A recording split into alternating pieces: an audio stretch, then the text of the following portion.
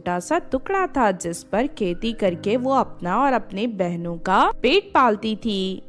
दूसरी तरफ लाली अपने बहनों को पढ़ा लिखा कर कामयाब बनाना चाहती थी ताकि उन दोनों के आने वाली जिंदगी में कभी कोई दुख ना हो।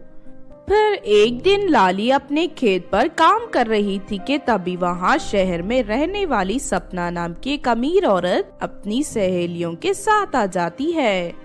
सुन लड़की, हमने इस गांव में शराब का कारखाना खोलने का फैसला किया है। बाकी गांव वाले ने तो हमें अपनी जमीन बेच दी है। अब तू भी अपनी जमीन बेचकर यहाँ से निकल जा। नहीं नहीं, मैं अपनी जमीन कभी नहीं बेचूंगी। और वैसे भी एक औरत होकर तुम्हें शर्म नहीं आती? तुम शराब का कारखाना खोलना चाहती हो? शराब की वजह से हर साल लाखों घर बर्बाद हो जाते हैं। देखो, तुम यहाँ से चली जाओ। अरे सपना, ये लड़की तो बहुत बड़ी बड़ी बातें कर रही है।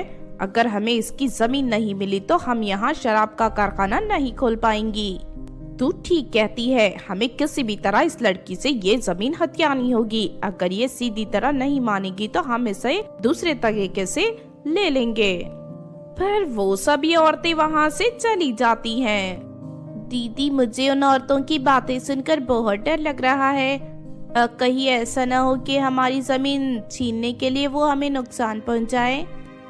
मेरे रहते तुम दोनों को घबराने की जरूरत नहीं है। जाओ, तुम्हारे स्कूल जाने का समय हो गया है। उसके बाद लाली अपनी दोनों बहनों को स्कूल भेज देती है। दूसरी तरफ लाली बेफिक्र होकर अपने खेत में फसल उगाने लगती है। लेकिन फिर एक रात सपना और उसकी सहेलियां लाली के खेत पर आ जाती हैं। वो लड़की उस दिन बहुत इता रही थी ना, आज उसे सबक सिखाने का बिल्कुल सही समय है। चलो जल्दी से खेत के सारी फसल में आग लगा दो। फिर सपना अपनी सहेलियों के साथ मिलकर लाली की फसल में आग लगा देती है और देखते ही देखते सारी फसल जलकर राख हो जाती है। अगले दिन अपने खेत की हालत देख लाली को बहुत दुख होता है और वो फूट फूट कर रोने लगती है। अरे ये सब क्या हो गया अचानक? मेरे खेतों में आग कैसे लग गई? हे भगवान, इतनी मेहनत से मैंने ये फसल तैयार की थी, अब मैं क्या करूंगी? पैसे ना होने की वजह से मेरी बहनों की पढ़ाई रुक जाएगी। तभी वहाँ सपना और उसकी सहेलियां आ जाती हैं। क्यों लड़की, तेरी फसल तो पूरी तरह जलकर राख हो गई है। अब तो क्या करेगी? तेरे घर का गुजारा कैसे चलेगा? अच्छा, अब मैं समझी, तुम्ही ने मेरी फसल में आग लगाई है। मैं तुम्हें नहीं छोड़ूंगी। इतना कहकर लाली डंडा उठाकर सपना को मारने लगती है। सपना घायल होकर जमीन पर गिर जाती है, लेकिन तभी सपना की सहेली लाली को पकड़ लेती है। तू तो कौड़ी की लड़की, तेरी इतनी हिम्मत के तूने मुझ पर हाथ उठाया। अब मैं तुझे नहीं छोड़ूंगी। चलो इसके हाथ पैर रस्सियों से बांध दो। फिर वो सभी औरतें लाली के हाथ पैर रस्सियों से बांध देती हैं। उसके बाद वो सभी औरतें लाली को लेकर जंगल की ओर चली जाती हैं और उसे बीचों बीच फेंक देती हैं। अब ये लड़की नहीं बचेगी। शाम तक जंगल का कोई जंगली जानवर इसे मार कर खा जाएगा। चलो यहाँ से चलते हैं। उसके बाद वो सभी औरतें वहाँ से चली जाती हैं। दूसरी तरफ लाली अपने आप को रस्सियों से छुड़वाने की बहुत कोशिश करती है, लेकिन उसे कामयाबी नहीं मिलती।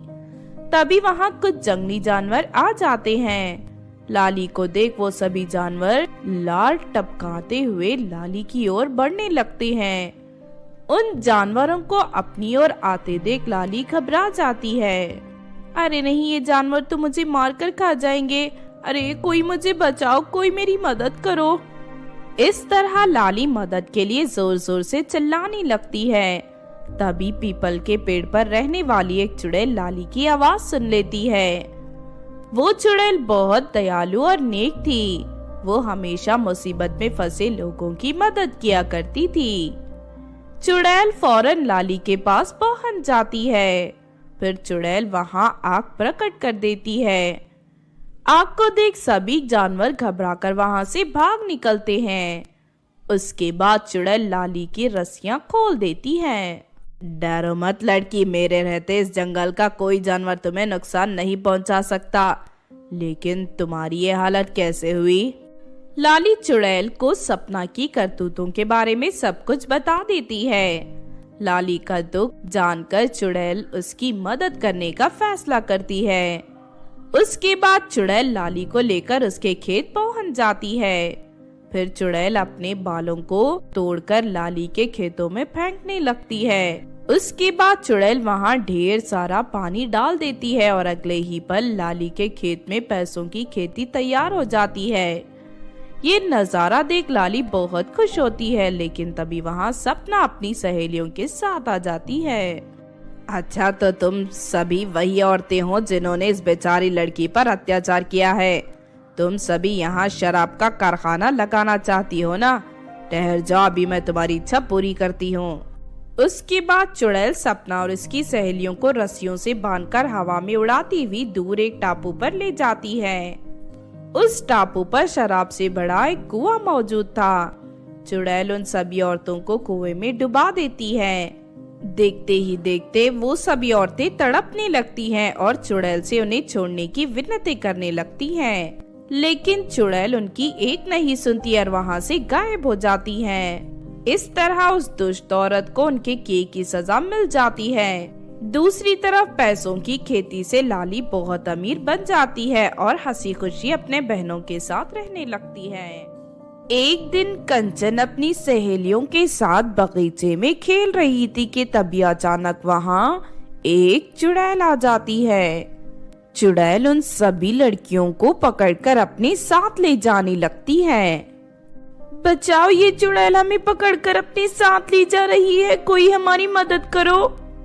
इस तरह वो सभी लड़कियां जोर जोर से चिल्लाने लगती हैं। तभी वहाँ सपना परी प्रकट हो जाती है। सुन चुड़ैल, अगर तू अपनी जान बचाना चाहती है तो इसी वक्त इन लड़कियों को छोड़ दे, वरना मुझसे बुरा कोई नहीं होगा। तू एक नाजुक परी है, तू मेरा क्या बिगाड़ लेगी। अगर तू अपनी खैर चाहती है तो यहाँ से निकल जा, वरना इन लड़कियों के साथ साथ मैं तुझे भी पकड़ कर ले जाऊंगी। किसी ने सच ही कहा है, लातों के भूत बातों से नहीं मानते। अब तेरी अक्ल ठिकाने लगाने के लिए मुझे दूसरा रास्ता अपनाना पड़ेगा।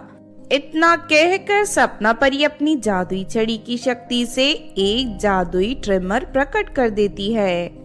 फिर वो ट्रिमर हवा में उड़ता हुआ चुड़ैल के सर पर जा बैठता है और देखते ही देखते चुड़ैल के सर के सारे बाल काटकर उसे पूरी तरह गंजी बना देता है। चुड़ैल की ये हालत देख वहाँ मौजूद सभी लड़कियां जोर जोर से हंसने लगती हैं। अरे जरा देखो, गंजी होकर ये चुड़ैल किसी बंदरिया की तरह दिख रही है। हाँ, तूने सही कहा। ए चुड़ैल, चल भाग यहाँ से, वरना परी तुझे सचमुच बंदरिया बनाकर जंगल में छोड़ देगी। इस लड़की ने बिल्कुल सही कहा, तू इसी वक्त यहाँ से भाग जा, वरना मैं सचमुच तुझे बंदरिया बनाकर किसी मदारी को सौंप दूंगी। ठीक है, इस वक्त तो मैं यहाँ से जा रही हूँ, लेकिन बहुत जल्द अपना हिसाब चुकाने आऊंगी। इतना कहकर चुड़ैल वहाँ से भाग जाती है। उसके बाद वो सभी लड़कियाँ सपना का शुक्रिया अदा कर अपने अपने घर चली जाती हैं। दूसरी तरफ चुड़ैल अपना बदला लेने की आग में जलने लगती है। फिर एक दिन चुड़ैल एक बड़े तांत्रिक के पास जाती है और वो तांत्रिक चुड़ैलों की मदद करने वाला एक बुरा तांत्रिक था।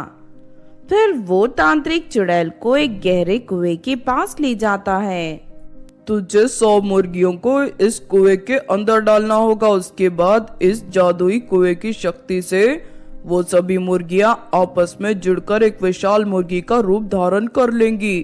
फिर उस जादुई मुर्गी घर को लेकर तू परिदेश चली जाना और आसानी से उस परी का खात्मा कर देना। देखते ही देखते चुड़ैल कुएं के अंदर 100 मुर्गियां डाल देती हैं। उसके बाद कुएं की शक्ति से वो सारी मुर्गियां आपस में जुड़ जाती हैं। फिर अगले ही पल एक विशाल मुर्गी का घर उस कुएं से बाहर निकलता है। ये देख चुड़ैल बहुत खुश होती है और दरवाजा खोलकर उस सोने से बने घर के अंदर चली जाती है।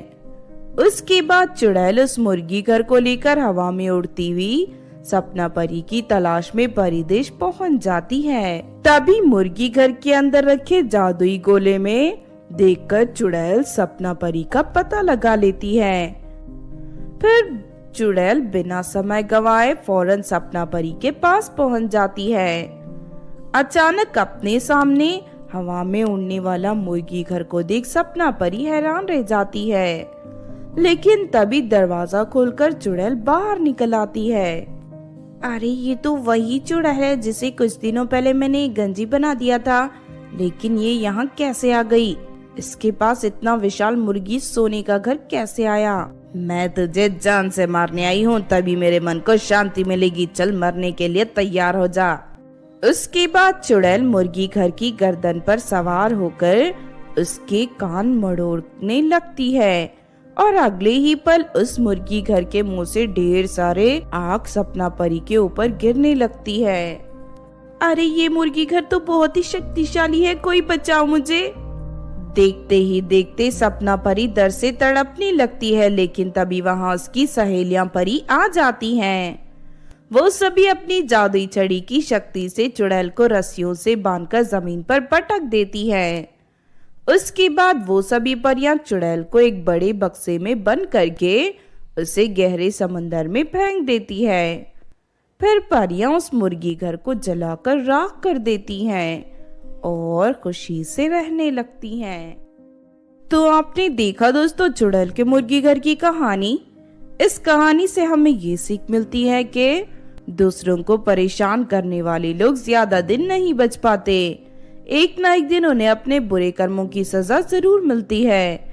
अगर ये कहानी आपको अच्छी लगी हो तो जरूर लाइक करें और हमारे चैनल को सब्सक्राइब भी कर लें। और हाँ दोस्तों, हमें कमेंट करके जरूर बताना कि आपको कहानी कैसी लगी।